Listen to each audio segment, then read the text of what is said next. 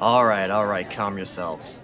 I know y'all are right up from the last video. Some were happy, others not so much. So you know what I'm doing today? I'm doubling down, I'm standing on business. Forget the intro, we're scaling all routes of Frisk. Pacifist, neutral, no mercy, all of them. So let's just hop right into it.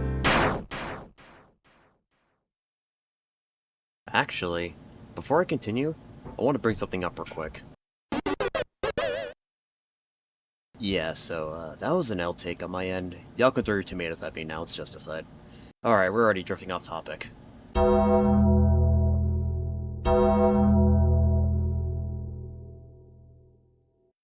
Frisk, the 8th human to fall into the underground, and the final soul to be collected. Or as I like to call it, the three-way vessel. Yeah, you thought Chris had it bad? Try having 2 friends inside of you. And yes, the player is canon to Undertale as well. And still, we are not using this power scaling system. Get out of here with that. Okay, moving on. Frisk goes cave diving, crashes into a bed of flowers. My guy, how are you not dead? I get the flowers broke the fall and all, but... Actually, I'm asking the wrong questions. What are in those flowers? What is Toriel watering them with? Ugh. Anyways. Meet Flowey, 19 damage jump scare, meet Goat Mom, saves you, you leave the ruins, nothing crazy happens. Yeah, for the most part, Neutral Frisk is just a kid. Nothing too special about him. Obviously, this varies between different neutral routes, since there's like 93 different neutral endings or something. But you can scale all of those with the help of the other routes later on. Attack and defense, fairly normal, I guess. Now, in terms of Frisk's determination, we are the source of that. Without us, the player, Frisk cannot save her load, meaning on their own, Asgore would have collected the 7th human soul, and well, that's another war happening. So yeah, we really carried Frisk and Kara the entire way. Otherwise, Fly would have had his way with them, as he did with everyone else. Now, I know someone's gonna bring up Neutral Frisk beating Omega Flowey, so I'll address that too. The only reason Flowey X lost that fight was because of the Souls rebelling and choosing to help Frisk. Otherwise, Photoshop Flowey overpowers Frisk in every way, shape, and form. He had 6 different save files, could one-shot them if he ever so felt like it. Yeah, you get the idea.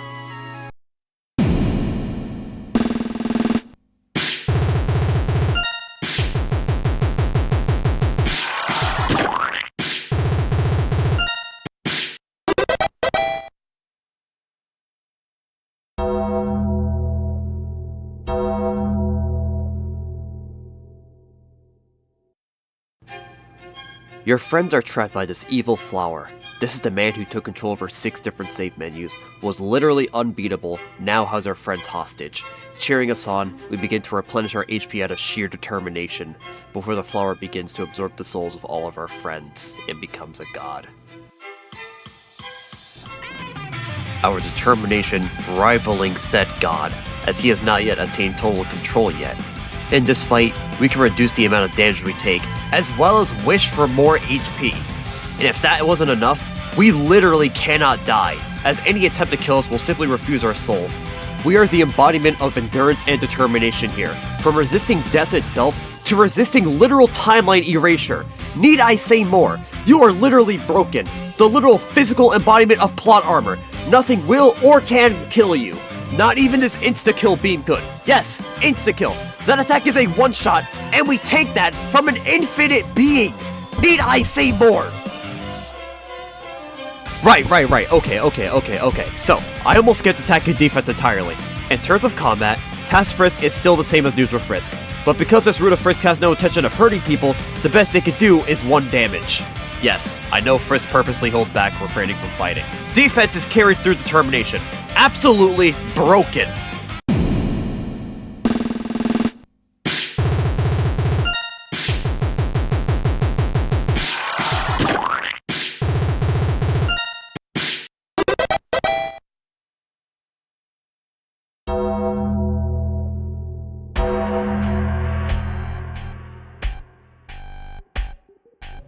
Alright, let's rewind the clock. Random child with 2 friends inside them falls down the mountain, meets an evil talking flower, 19 damage jump scare, Toriel saves us, takes us to her home. Now, as we know, the underground is kill or be killed. So if we're gonna survive down here, we can't be losing to fodder like this. It's time for a good old-fashioned training arc, and our first victim is the dummy. Moving on into the ruins, we kill a good 20 more monsters before heading to the exit, one-shot Toriel, and leave. Mind you, we one-shotted a boss monster. Then again, Toriel wasn't expecting us to react with such hatred. Now before I continue, I want to say something that's been bugging me for the longest time. So, you're expected to attempt the No Mercy route after completing a Pacifist route, which means we should know what happens when a human and a boss monster soul fuse together. So then why are we given the option to take Toriel's soul here? It's up for grabs. Flowey doesn't try to absorb it, so why would we just sit there and let it shatter? I guess Frisk didn't want a third friend on the inside. There was a mod back then called a powerful soul that let you absorb her soul. It got discontinued years ago, sadly. I'll link in the description if you want to check it out. Okay, I'm getting off topic. Next area. We get past Toriel, meet Sans and Papyrus before decimating the entire K9 unit of the Royal Guard. What a way to start things off. A few rooms later, we decapitate Papyrus. Yeah, that's all there is to mention here.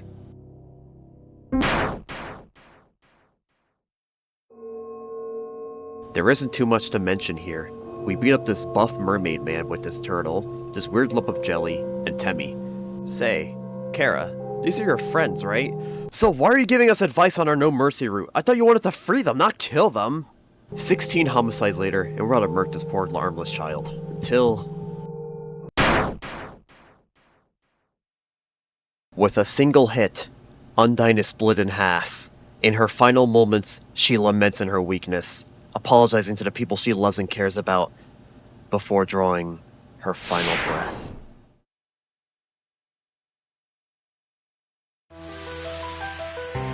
Undyne reforms, remembering who she's fighting for, and realizing the danger that lies ahead if you are to get past her. She cannot, no, she will not let you get past her. For if you do, you will destroy everything and everyone in her path. And that is a fate that she cannot allow to pass. For the sake of everyone, for the sake of the whole world, she takes one final stand against you, and then it happens.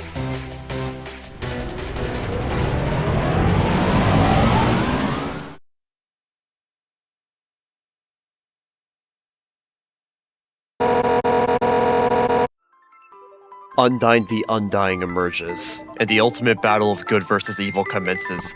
Standing against you with a total of 99 attack and 99 defense, the true hero throws everything she's got at you, and it's thanks to her efforts that many No Mercy routes went unfinished, as this is now a battle of determination. Can your determination, can your will to see the end, overpower Undyne's will to save the world? Are you determined enough to try over and over to get what you want? Are you willing to die over and over just to see the end? Are you willing to die just to see where this path will take you? If you are so obsessed with this path to see where it will take you, then you simply won't stop. After a long battle, several deaths later, the hero falls and the murderer prevails.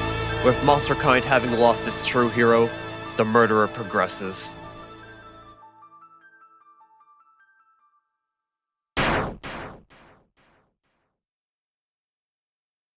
The majority of Hotland is shut down. New Home is just one area away. With every route blocked off, there's only one way to go. So the murderer progresses. Among the last 40 kills, several monsters lose their lives. 2 royal guards are taken down in a single hit. And you. Did you know the spider over here is the reason why we're even able to continue with the No Mercy route? Because she didn't evacuate with the others, this area was never blocked off. So because of her, 40 more people had to lose their lives because of her selfishness. Moving into the core, you face the mercenaries Mettaton hired to kill you, but it just isn't enough. At this point, you're far too strong. No one can stop you.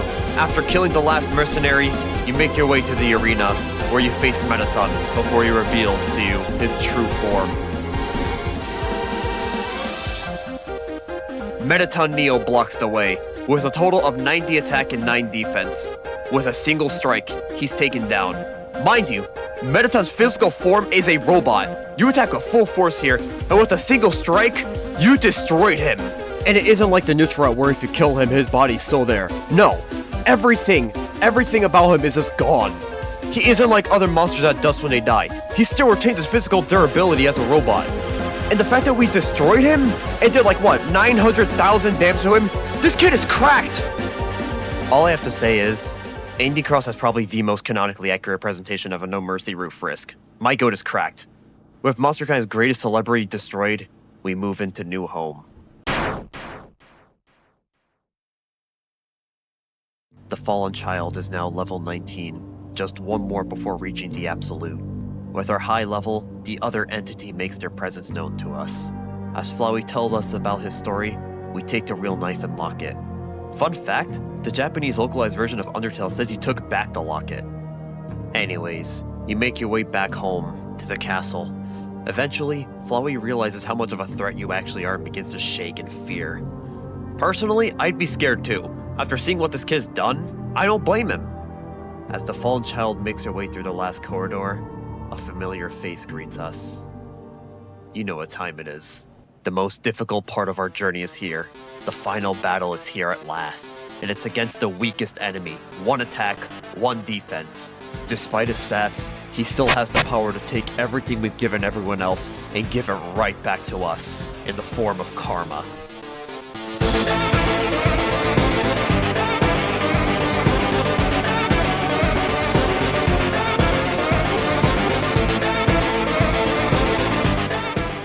Sans the Skeleton, the final roadblock in our journey. We can't get our hands on him since he dodges our attacks, as this is now a battle of endurance. Are you determined enough to try again? Or will you finally concede and reset? Others persevered, or others fell. Ironic, isn't it? The hardest boss fight in the entire game is from the weakest enemy. And if you do make it to the end, you're met with a big surprise, as Sans doesn't fight like other monsters, obviously. He'll actually abuse the system to his advantage. For example, at the end of the fight, he never lets you have your turn. And from there on out, it really seems like the fight is over. There's nothing else you can do. If you can't move, what are you supposed to do? There's nothing else you can do. Sitting in silence, you think to yourself and you realize, Sans beat you. You can't win. But what if there was a way to change that? What if there was a way to fight Sans in your current predicament? What if you could reach your fight button without it being your turn? With no options left, and out of sheer willpower and brute force, you push that battle box closer and closer to your fight button. You finally reach it until...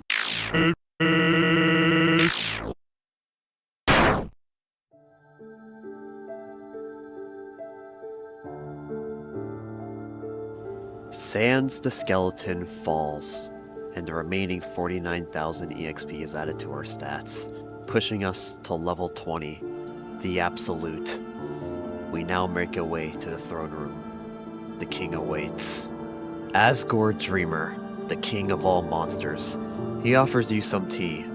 I don't know why he didn't try to stop us. I mean, bro, your kingdom is in shambles. Why didn't you fight back? At least take the souls! Before he's swiftly taken down, taking a whopping 9 billion damage. Mind you, Asgore has 3,500 HP, so that's overkill. I mean, I get he was technically off guard, but it probably wouldn't have made much of a difference either way. But still. And then Flowey. I'm not gonna lie, this guy went out so sad, bro. He pleads. He begs for you to spare his life, actually reverting back to Azrael for a little bit, before he's ultimately torn into pieces, with the blade that took his father down. This also happens to be the same place he died back when he was Azrael too. With Asgore's soul shattered, and Toriel's as well, there's no more boss monsters here. You're trapped here permanently. You've killed them all. There's no more for you here. This world is no more. You pushed it to its edge. There's nothing left for you now. This world has no more meaning.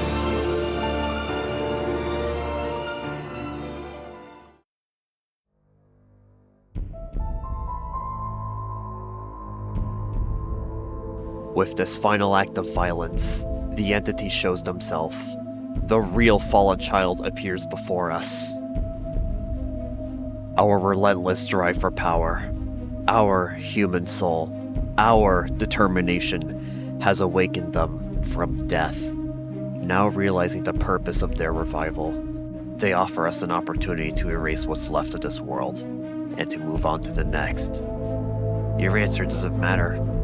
No matter what you choose, you already made the decision once you started down this path. After all, it was you who made the conscious decision to bring ruin to the ruins. It was you who made dust fall in Snowdin. It was you who made the sea of corpses in Waterfall. It was you who extinguished the Hotlands. That very will, that very blade that was used to destroy everything, that same power now stands before you, and now you're about to taste it firsthand. Whether you want to erase this world or not, it doesn't matter. The outcome is still the same, as the fallen child deals the final hit, striking the player with everything they've got. Our own power, our own obsession to see the end, is what ultimately brings our downfall. With our vessel slain, our connection to this world has been terminated.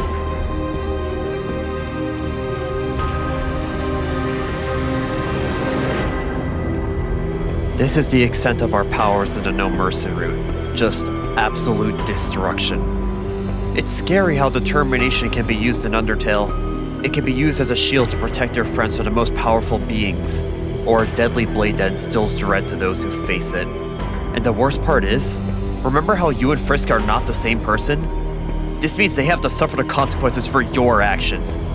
Even if this world is reset, they can never truly experience a happy ending ever again. You took that away from Frisk. You took that away from everyone. With that, that concludes No Mercy Route Frisk. And now, this is our final conclusion.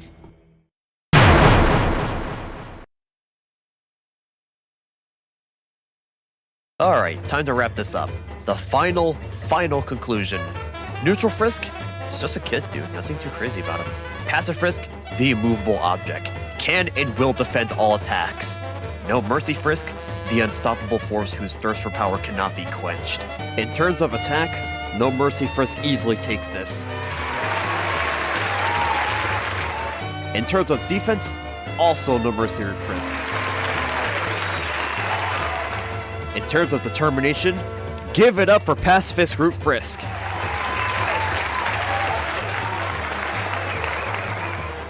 Sorry, Neutral Frisk, you're kind of just there. So instead you get this, a free ticket to Deltarune Chapter 8. See you there. Boys and girls, thank you all for showing up today. And keep an eye out, I have some cool news coming up for all of you.